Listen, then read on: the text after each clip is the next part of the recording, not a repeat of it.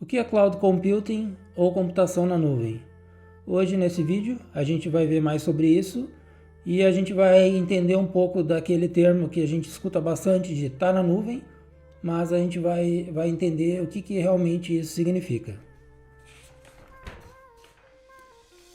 Aí, para ter um entendimento um pouco mais conceitual, a gente pode definir como um serviço sob demanda de estrutura de TI na internet. Mas o que isso aqui quer dizer? Para responder essa pergunta, eu vou utilizar um exemplo. No nosso exemplo, a gente vai ter uma empresa que vai ser uma loja de roupas, em que a gente tem uma loja física e essa loja física ela quer se expandir para um e-commerce, então quer passar a vender online. Mas para a gente ter uma loja online, a gente vai precisar de outras coisas, como programas de front-end, back-end, que a gente vai ter para ter uma página que o cliente ele vai acessar os serviços dessa página, né, comprar as roupas, e um back-end para suportar isso. Então vai ser a parte do back-end, vai ter o controle de estoque, vai ter o processamento de pagamentos e outras coisas. E esses programas eles precisam estar instalados em algum lugar, que vai ser nos servidores. E para uma loja pequena pode ser que um ou poucos servidores funcionem, né, sejam suficientes. Mas no nosso exemplo aqui, a gente vai simular que essa loja ela teve sucesso. E aí ela está expandindo o e-commerce dela. Dessa forma, já não é mais suficiente um ou alguns servidores, mas sim uma estrutura bem maior em que a gente pode chamar de data center.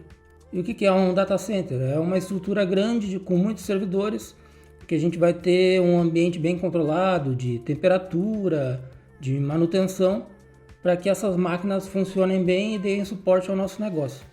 Aqui eu posso testar o exemplo de um banco que eu trabalhei, em que os data centers que tinham lá já tinham uma estrutura que era muito robusta. Então, por exemplo, se pegasse fogo no data center, a sala em que ficavam os servidores, ela tinha o ar totalmente esvaziado da sala, que era para apagar o fogo. Então, com isso você já consegue imaginar o quanto de investimento tem que ter para a gente criar uma estrutura como um data center. E pode ser que a estrutura do data center em si, que pode ter um ou mais, fosse suficiente naquele caso da nossa loja de roupas. Até que teve o dia da Black Friday. Um dia como o da Black Friday, se a gente tem uma loja que ela atua no dia a dia a 60%, por exemplo, da capacidade dos servidores, nesse dia ela pode atingir mais, ela pode atingir 100, 110, 120, enfim, um limite muito maior do que aquilo que a gente estava planejando para os outros dias do ano. E o que a gente faria então no modelo antigo, nesse caso da Black Friday? A gente ia ter que se planejar antes para ter mais servidores, colocar mais estrutura, ter um custo enorme de instalação, de compra dos equipamentos, de manutenção. Essa seria uma alternativa. Qual seria a outra alternativa? Não vender a mais naquele dia, deixar a estrutura como está, provavelmente ia ter uma sobrecarga do nosso sistema, e aí muitos clientes iam deixar de comprar na nossa loja, e quem sabe até ia ser clientes insatisfeitos, porque não conseguiram comprar nem iam retornar. Então também eu acho que não é uma solução muito viável. Pensando nesse problema, várias empresas vieram com uma solução. Aqui eu vou citar algumas delas, como o AWS, que é a que tem a maior porção de mercado, ou a Azure, ou o Google Cloud. E o que essas empresas oferecem para solucionar esse problema? Nesse caso, as nossas empresas não precisariam mais ter um data center próprio. Eles usariam a infraestrutura de outras empresas como essas, em que nossos programas seriam instalados lá e seriam mantidos lá também. E quais são as vantagens disso? A gente, primeiro, não teria aquele custo todo inicial de ter servidores e data centers e nem ia ter que manter eles. Segundo, se num caso como esse da Black Friday, a gente precisa ter um aumento, né, exponencial em um dia específico, esses serviços aqui eles oferecem essa escalabilidade praticamente automática. Então eles conseguem monitorar e escalar conforme a nossa necessidade, tanto para mais quanto para menos.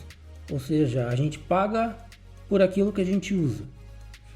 Outra solução bem importante é a questão geográfica. Nos casos de servidores próprios, de data centers próprios, a gente está limitado normalmente a uma região específica do planeta, né? Então vamos supor que eu tenho no Brasil, em São Paulo, alguns data centers próprios. Aqueles data centers eles podem ser, por exemplo, afetados por um terremoto. Mesmo que eu tenha mais de um data center em São Paulo, que está separado por, sei lá, quilômetros, 10, 20, 30 quilômetros, um terremoto ele pode ter uma escala de proporção bem grande. E aí, nesse caso, eu poderia ter os meus dados afetados, mesmo tendo um outro data center de backup. Isso é uma realidade bem normal para, por exemplo, bancos que precisam ter um backup de data center. Pois imagina se tem algum problema num data center e ele pega fogo. A gente precisa ter um backup para que a gente não perca os dados, né, dos clientes e a operação continue correndo. Ninguém quer chegar no banco e não conseguir sacar o seu dinheiro.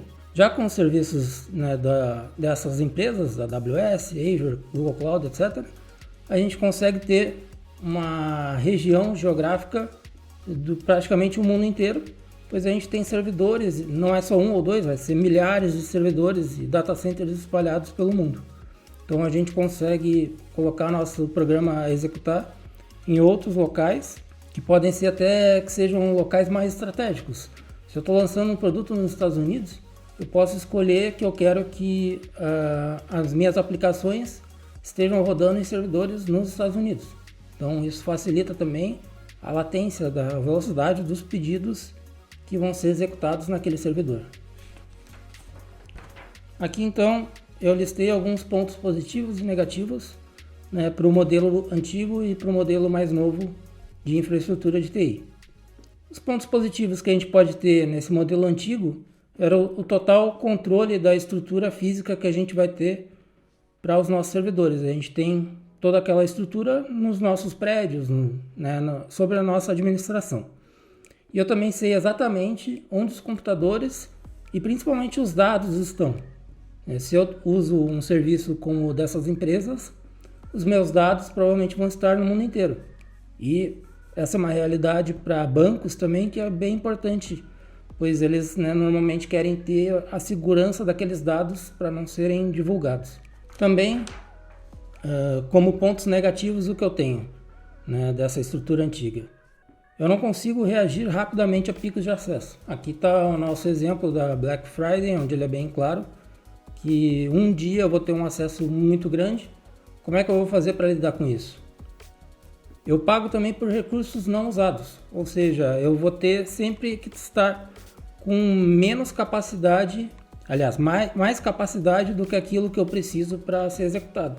Pois se eu tenho um dia que nem a Black Friday, ou até não precisa ser um dia tão exponencial, mas só um simples aumento, eu preciso dar suporte a esse aumento com os recursos que eu tenho.